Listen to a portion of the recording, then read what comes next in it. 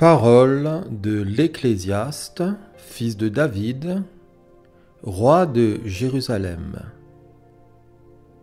Vanité des vanités, dit l'Ecclésiaste. Vanité des vanités, tout est vanité.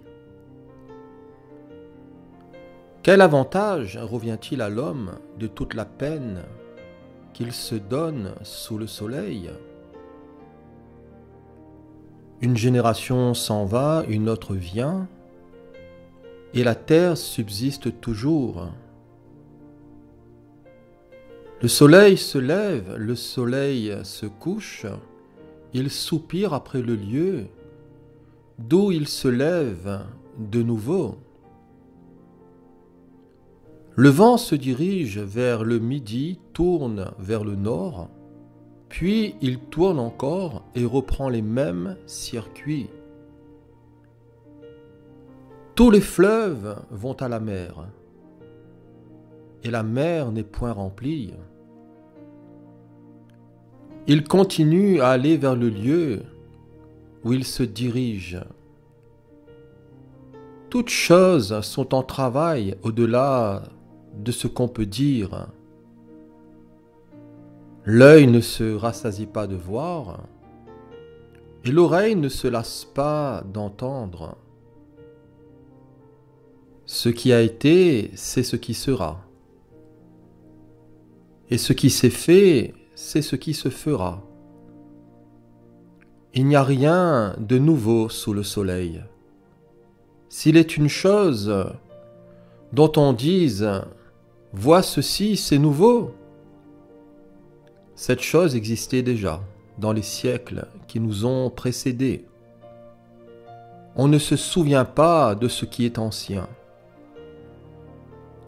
Et ce qui arrivera dans la suite ne laissera pas de souvenir chez ceux qui vivront plus tard.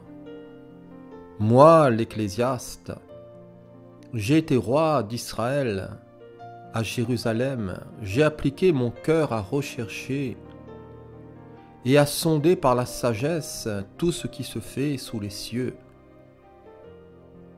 C'est là une occupation pénible à laquelle Dieu soumet les fils de l'homme. J'ai vu tout ce qui se fait sous le soleil, et voici, tout est vanité et poursuite du vent. Ce qui est courbé ne peut se redresser, et ce qui manque ne peut être compté. J'ai dit en mon cœur, voici, j'ai grandi et surpassé en sagesse tous ceux qui ont dominé avant moi sur Jérusalem. Et mon cœur a vu beaucoup de sagesse et de science. J'ai appliqué mon cœur à connaître la sagesse et à connaître la sottise et la folie.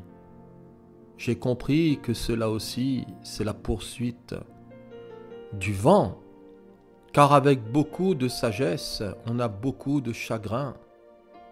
Et celui qui augmente sa science, augmente sa douleur.